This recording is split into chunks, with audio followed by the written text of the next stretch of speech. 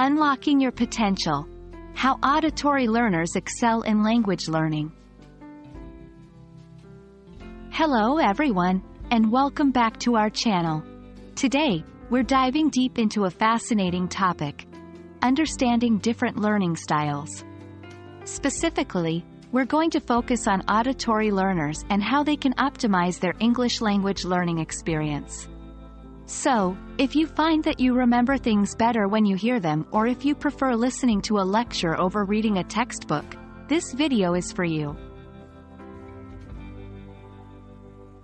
First off, let's clarify what an auditory learner is.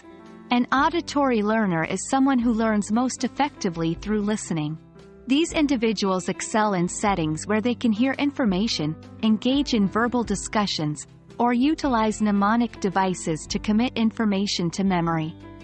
It's not that they can't learn in other ways.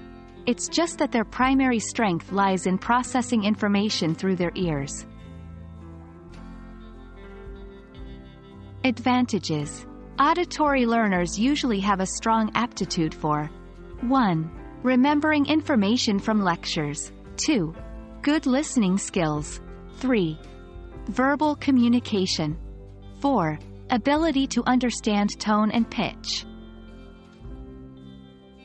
Challenges. However, like every learning style, there are challenges. For example, auditory learners might find it 1. Difficult to work in noisy environments. 2. Challenging to understand complex diagrams or charts. 3. Struggling with written instructions. So, if you're an auditory learner, what are the best ways to study English? Listening exercises. Try podcasts, audiobooks, or language learning apps that have an audio component. Listen actively, not passively. Speaking exercises. Practice speaking with a native speaker or a language partner. Use mnemonic devices with rhyme or rhythm to remember vocabulary or rules. Classroom and online courses. Participate actively in discussions and verbal exercises. Repeat information out loud to aid memorization. Use music. Listen to songs in English and try to understand the lyrics. Make up your own rhymes or jingles to remember vocabulary or grammar rules. Language learning apps with audio components.